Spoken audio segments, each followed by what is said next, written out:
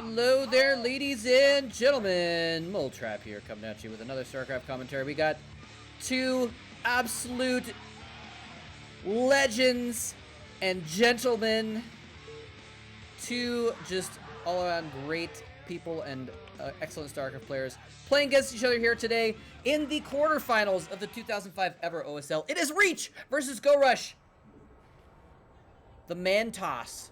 The hero toss versus, I do not know what GoRush's nickname is. I'll check. But before we get too far into this game, by the way, I do want to give some shout outs and thank yous to some folks. I basically, you know, when people give me a donation, I like to make sure I say thank you. And if I have forgotten at some point, like if someone's given me something and I didn't at some point give you a shout out, please let me know. I'd love to give you a shout out. But I realized that I have a couple people that I haven't shouted out in a while. Burned and Peter, thank you so much. They're actually my my two subscribing supporters that have signed up as like regular supporters. So thank you again. I don't want you to think I've forgotten about you because you are so consistent. So thank you. And I've received a few really generous donations when I've been on Twitch lately as well. And I think I've thanked everyone for that too. And I'm hesitant to say their names again because then if I miss someone, they'll be like, "You jerk! You thanked so-and-so but not me." But anyway, point being, I just wanted to just take a second here to say thank you to everybody that has supported me. And, you know, also, if you can't support me financially or don't want to, that's fine too. I just want you to know I appreciate all of you. You know, if you want to support me and you don't want to give me any money, leave me a comment and say, hey, great stuff. You know, that makes my day too. So, or don't. I'm still going to keep doing this, at least for now. Who knows what the future holds? And I'm not saying that because like I'm planning on quitting anytime soon or anything, but I've mentioned this for a long time that I do hope to start branching out and doing more kinds of videos of other games. And so maybe in the next few months I might start doing a little bit less StarCraft and start to do other kinds of videos, which hopefully you guys will find enjoyable also, but we'll see. Anyway, let's get into this game. Enough rambling about me.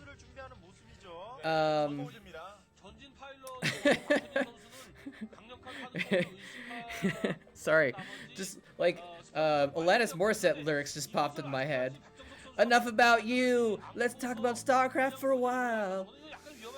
Now I feel like I should do a StarCraft parody of an Alanis Morissette song, but not off the top of my head, and not when we have these two awesome gamers playing against each other. We've got a very fast spawning pool here. Spawning pool first for GoRush, and so we're gonna watch Reach be a little bit defensive here. He has gone for that Forge first. We're seeing the Forge expansion build, and you know we've talked a little bit in other games about it, but it's not quite the same as the Bisu build. And you know it's a whole unique thing. But Forge expansion was not new when Bisu was using it in 2006, 2007 to beat Savior.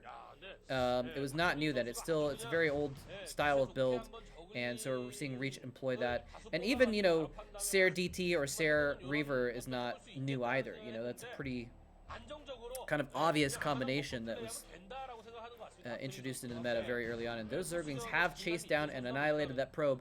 And so that's very important actually, because then Reach doesn't have the scouting information to see, is there a Hydralisk den going down? Am I going to get broken right now? Is he making mass lings, or is he switching to drones? Is he making another hatchery?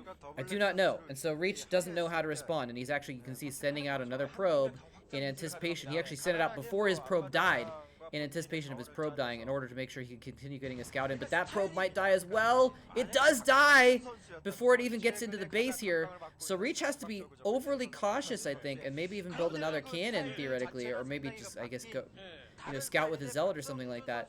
But he's got to be a little bit worried about some kind of a bust from GoRush right now, because he has not much information. He knows GoRush went for an early spawning pool. I believe he saw the early gas as well. Well, he knows that there's a speed upgrade for the Zerglings because he saw them moving quickly. Anyway, so yeah, we do see Reach has formed a nice wall there. You know, and again, that's probably sufficient against anything but an all-in. You know, he doesn't have to worry too much about those 6 or 8 lings that he saw earlier busting through that wall. So he's gonna go ahead and build a Stargate. very standard stuff, and get the Corsair out to get some scouting information as well. So oftentimes if the Zerg is going to go for a push, an early push of some kind, they want to have it be kind of going across the map as the Corsair is moving, so that they kind of like don't have an opportunity to scout it and react to it, right? And of course I keep saying this, that he needs to worry, but GoRush is not doing anything of the sort. GoRush has gotten a 4th hatchery, he's gotten a 3rd base, he is just macroing up his economy right now and trying to get that moving as much as possible. Just building drones and drones and drones. By the way, I looked it up on the side, and GoRush's nickname was the Management Magician. So that's kind of interesting.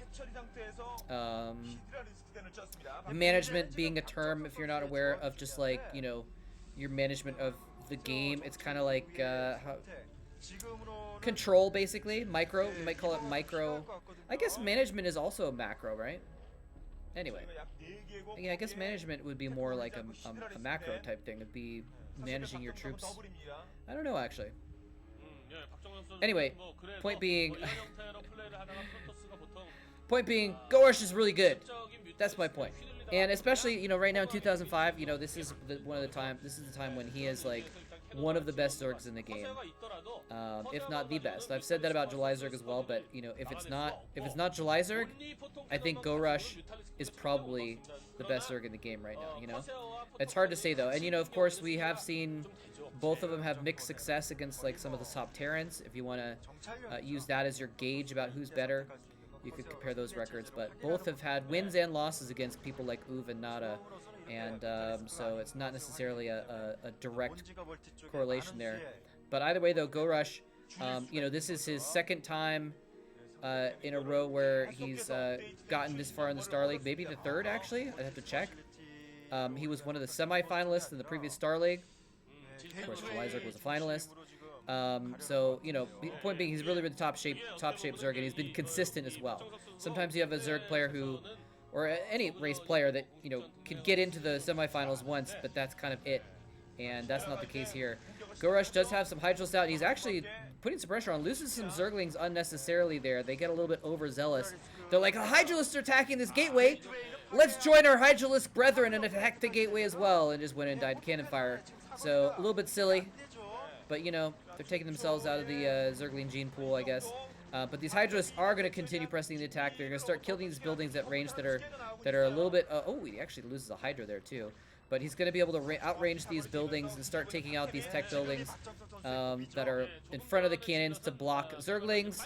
But, you know, by being in front of the cannons to block Zerglings, they're also just outside of range of where the cannons can cover, basically.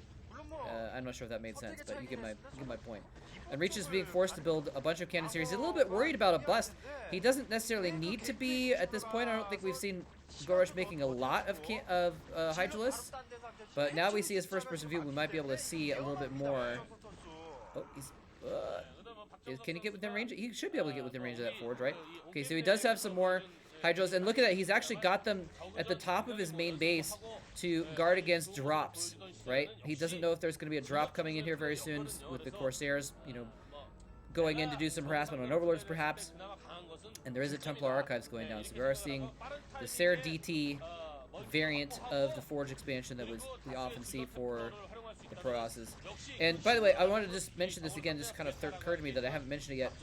If you didn't realize it, Reach is the only Protoss left in this Star League. And in fact, he's the only Protoss to make it into the quarterfinals of this Star League. He was the only Protoss to make it into the quarterfinals of the last Star League also, if I remember correctly.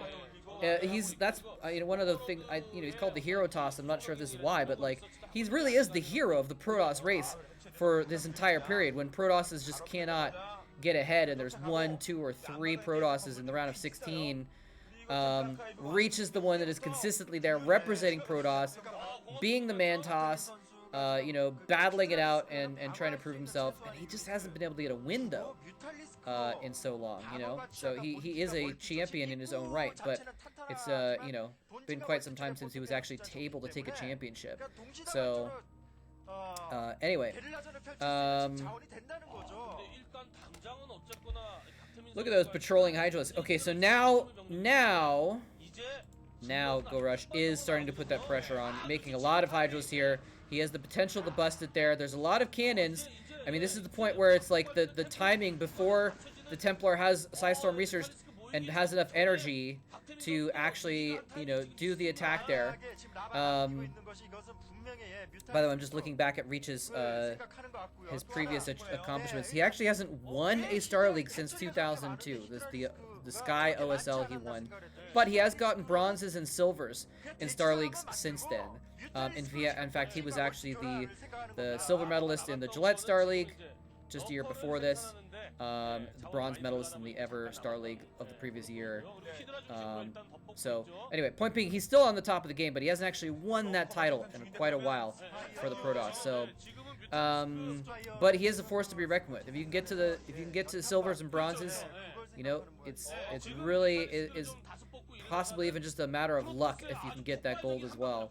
So having a Protoss get an actual medal here would be pretty amazing. But anyway, GoRush hasn't pinned in his base though, while he takes a fourth, and that's kind of not going to be good for the prospect of Reach getting out of this quarterfinal and advancing on with an attempt at the title here.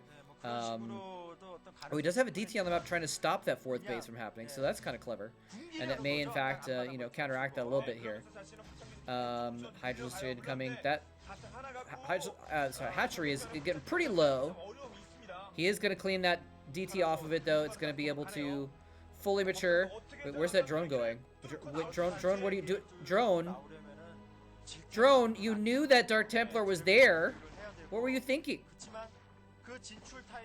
Anyway, so, but point being though, GoRush now looking to take a fifth. He knows he has Reach so well contained, he can start to do this. Oh, nice Psystorm, doing a lot of damage there on the Hydralisks. Second Psystorm doing some damage to a single Lurker. Not the best use of it, but you know, when you don't have Observers out yet because he went for Templar Tech, you gotta use Storm. That's all you gotta, you know, that's all you can do. Oh, he does have the Observatory now actually, so he just has to wait a little bit longer to get those Observers. But you can see GoRush is waiting for that to happen. He's got the Overlord and the Scourge camped out right behind the Lurker line, waiting so that as soon as he sees a Dragoon attack a Lurker, he can go in. Oh, look at that. Nice Storm. 75 energy polishing off a couple hundred minerals worth of Zerglings there. Starting to make Archons. I think that might be why he was kind of spamming those storms. He's like, well, you know what? Let me just spam these storms, make these Archons so I can have those in my army mix as well. So now he sees the Dragoons firing. He's moving in with the Overlord, moving in with the Hydralisks. He's looking for the Observer. Wants to try and hit it with the Scourge. The Scourge are still kind of at the back a little bit. He might need to move in a little bit closer. The Observer does go down to the Hydralisks though. And Reach is going to be forced to fall back into his base until another Observer is created, which isn't going to be very long, actually, though. He probably has another one queued up that is probably at least half completed. And by the time I finish this sentence, it may be, in fact, complete and popping out to do some more attacking, in fact. But he has more Scourge there and the Hydras, of course, to try and pick those Observers out of the air. That's what he's going to attempt to do. Look at his Archon dancing around amidst the Lurker spines. Wow, okay, I didn't even realize this, but the Observer is now pointing out that he actually has +2 Carapace. +2 Carapace on the Zerg units. So that means that actually those Dragoons are going to have a much harder time attacking the Lurkers and powering them down. Maybe not much, I shouldn't say much harder time, but a harder time. I haven't seen what the upgrades are. I think he has +1 weapons. I actually don't know off the top of my head. Okay. He's trying to go for the Observer. He's sending in the Scourge. He picks off the next Observer as well. He's doing a great job. And all he has to do is contain Reach for a little bit longer, get that 4th and 5th base up and running, and mining lots of minerals for him, and then he'll just be able to overrun Reach. Reach still stuck in his base with 2 bases. Oh no, he's baited out so many storms though that GoRush thinks he can go in for a little bit of attack. There's still a couple storms in the bank though, and he was able to push back those Zerglings. Not push back, to slaughter the Zerglings, I should say, but to stop the onslaught of those Zerglings. That Archon picked a not pleasant place to morph there, but he's got plenty of shields even while he's morphing, so it can take it. 2 Carapace and +1 attack on the Zerglings there, by the way. So that's kind of interesting. Look at this. Reach, he's spamming units. He's getting that army nice and large behind the scenes. If he can break out of this contain, he'll be able to move out with all those Zealots and these Dragoons and the Archons that he's been creating, and he'll be able to actually push out on the map with a significant force and do a lot of damage. Now he's trying to protect the Observer a little bit more. He might want to keep it back. He might... Oh, the Hydra's going after the Observer! Not quite able to get it, it looks like, though. The Observer's really, really hanging back. He might actually even want to invest in Observer sight range at this point, you know? That might be a good thing to go for if he hasn't already. To make sure that he can keep that Observer safe while he's also attacking these Dragoons. Here he comes in with the Zerglings to try and protect the Dragoons as well. And it looks like he might be able to push out here. But where are the Storms? There's no more Templar left. The Zerglings can kind of have free reign on the Dragoons, but the Archons are there to babysit. And, you know, just like in Stranger Things, sometimes the babysitter can do a lot of damage. And he is going to be able to push out. And now all of those Zealots, the Manlots, are on the map. They have broken free. Their restraints have been removed. And Reach is now pushing out into the map. He's pushing out onto this bridge. And that bridge was the last defensive point that GoRush could have held to stop Reach from emerging out onto the main portion of the map. This is a very large, openish area that Reach can now move around in and try and flank in the middle here. GoRush has plenty of forces, but those Zealots are, I think, decently upgraded now as well. But look at this, GoRush has so many units! He has so many units! His 5th base has been up and running for a couple minutes now. He just has so much money, he can spam so much stuff at Reach right now. Even though he soaks up a storm with a lot of his units, he's able to still continue pushing in and kill off that High Templar. The High Templar was the only one of its kind in his army. And Reach is just powering through with Zealots and Dragoons. The Archons have perished, but it doesn't matter. But GoRush has so many forces, and he's pushing Reach back anyway. And now Reach is actually falling back into that 3rd base position. So now he's like, okay, well, I might get contained again a little bit here, but I need to try and kind of regroup, take a defensive position. That bridge is a really good point to contain with lurkers, but it's also a really good defensive position. It's going to be really difficult for GoRush to push across there and actually breach that 2nd base. So, this is going to be good for Reach to be able to hold that 3rd base, though. But, you know, again, like, what do you do against 5-base Zerg? With Hive Tech, with an Ultralist Cavern on the way. He's already got +2 Carapace on his ground units. There's a nice Psi Storm there. Okay, he's getting some good storms. This is the way that Reach can try and even things out here. He's actually pushed out into the map a little bit, away from his defensive position, in order to try and do some damage, trying to make sure that GoRush feels a little bit of pressure, that GoRush does not feel content getting like 6 or 7 or 8 bases, but it doesn't matter. GoRush has 5 gases. How do you defeat a 5-gas Zerg? I mean, without a Death Ball. If you have a Death Ball, maybe you can push out, defeat the army once, and then try and kill expansions before the resupply. But, like, Reach hasn't been able to build up that Death Ball. You know, he's been losing units slowly and steadily. He just had this last push where he thought he maybe had a Death Ball, and he pushed out and he lost all of his units. All the Zealots went down. Not all of his, but most of the Zealots went down. A lot of Dragoons. All the Archons went down, crucially. He doesn't have any Templar that have been hanging around building up energy for a while. So GoRush just has complete control of the map. And as I was saying, he has +2 Carapace. He's going to be able to right now upgrade +3 Carapace and the +2 Carapace on the Ultralist Cavern upgrade. I forget what that upgrade specifically is called, but he's going to have the beefiest Ultralisks you can imagine. And he has Defilers as well. He's got so much money, why not? Why not get Consume and Carapace for your Ultralisk? Why not get everything? While Reach mines out his main and is close to mining out his natural since he's been contained so much. Look at this. Reach actually trying to take a 4th base as well. Very gutsy, but I think appropriate. And I think exactly what he needs to do to win this game. He's not playing to survive. He's playing to win. And if he plays to survive off a 3rd base, he will lose the game in the long run. He says the only way to win this game is to actually try to get out and try and get a little bit more economy coming in, because once my natural mines out, if I only have 1 base to revert to, I'm going to die very soon after that. So he needs to have that 4th base up and running before his natural expansion mines out. He's going for that right now. Getting the Reaver Tech as well. Very strong against the Ultralist Tech. But I think right now GoRush is basically just saying, you know what? I'm just going to max out. Max out, get all my upgrades, and try and shut down anything you can do. I don't really care if you get a 4th base, because guess what? I'm going to get a 6th. I'm going to get a 6th at the top right position. It looks like GoRush... Look at the minimap. Look at the minimap right now. Look at this. I'm going to Can I get? I can't. Okay, here we go. This is all units. This is not a base. This is his rally point. He's got so much I could be wrong. Maybe that is base, but I think that's actually his base, his units. And now he comes into the natural expansion, going straight for the jugular. But so many storms are dropping down as they funnel into this location. The Reavers are going to clean up the Zerglings that go through the swarm and attack the main as well. Reach actually cleans up that attack, but that was a minor attack. Again, look at that. Look at that rally point. Look at all the yellow on the minimap. There's so okay. That is his rally point right there. I was right. It wasn't a base. And now, while Reach is defending his natural, he's actually attacking with cracklings at that fourth base as well. No swarm yet on that fourth base, so the cannons may be able to hold it off. The Reavers are going down to Zerglings. I never thought I'd say that, but I am right now. There's so many Zerglings there. They're actually getting up close enough to the Reaver to attack it. A Dark Swarm goes down on that ramp as well, just to make sure that I don't know why actually. Maybe Dragoons coming down the ramp might be in a little bit of trouble. But GoRush is able to attack every base at once, and that's the GG. There's the GG. GoRush attacking the natural expansion and the third and the fourth all at once with giant forces going after each one, with Dark Swarms going down in several places as well. Breach could have defended any one of those positions, I think, but not all three at the same time. So he is going to be going down in game number 1 of this quarterfinal series to GoRush.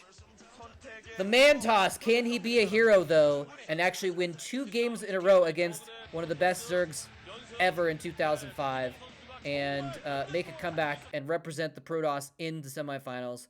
We will find out very soon when we go to game number 2 of this series. But man, I was expecting good things from this game, and it delivered.